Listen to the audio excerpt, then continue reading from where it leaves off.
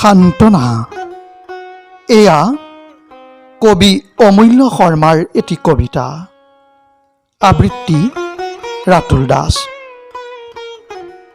মা, অ' মা, তুমি কান্দিছা কিয়? তুমিতো মহিয়সী নাৰী, ভাৰত মাতাৰ গৰ্বিত জননী। জানাই দেখোন তোমাৰ পুত্ৰ বীৰ সেনানী।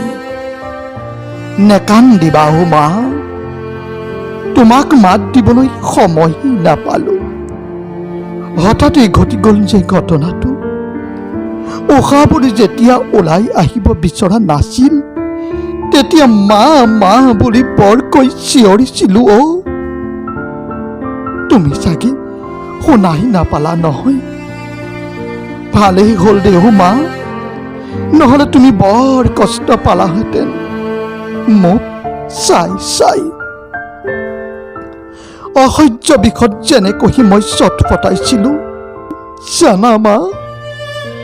বুকুত গুলিটো সোমাওঁতে মই ততেই ধৰিব পৰা নাছিলো। অ' কিনো হ'ল বুলি ইফালে সিফালে ঘূৰি চাইছিলো। অসহ্য বিষত উশাহবোৰ বন্ধ হ'ব লোৱাতহে বুজিছিলো। অ' মা,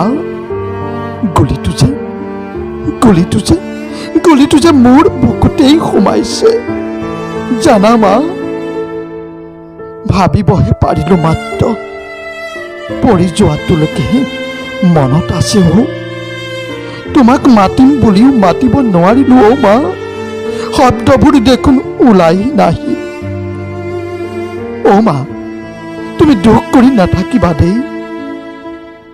জানা মা, কেইজনমান অচিনাকি পুৰুষে মোক উঠাই লৈ আহিছে। অ' এতিয়া মই এওঁলোকৰ লগতেই আছো। বিষটো পিছে একেবাৰেই নাই, তুমি চিন্তা নকৰিবা। এওঁলোকে এৰিলেই মই তোমাৰ ওচৰ পামগৈ। সৰুতে কাটিলে তুমি যে কিবা গছৰ পাত মোহাৰি দিছিলা, সেই পাতবোৰ আনি থবাচোন দেই মা। তোমাৰ হাতত সেই পাতেই হ'ব মোৰ সঞ্জীৱনী, মোৰ জীৱনৰ সঞ্জীৱনী। অ' মা, আলু ফুলে লগাই দিবা দেই মা। তুমিতো তাইক বিয়া কৰোৱাৰ কথা দিছিলা নহয়, তাতে তুমি খৰধৰকৈ তাৰিখো লৈ থৈছিলা।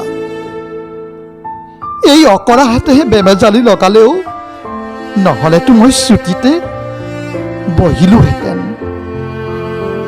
তথাপি বাৰু ইহঁতে এৰিলেই মই ছুটীলৈ ঘৰলৈ যাম। তোমাৰ আশা পূৰাম। অ' মা, দুখ নকৰিবা দেই, তুমি দুখ নকৰিবা। মই তোমাৰ ওচৰলৈ যাম। অ' মা, তোমাৰ ওচৰলৈ যাম। তুমি দুখ নকৰিবা দেই মা, তুমি দুখ নকৰিবা। মই তোমাৰ ওচৰলৈ যাম। অ' মা, তোমাৰ ওচৰলৈ যাম, তোমাৰ ওচৰলৈ যাম।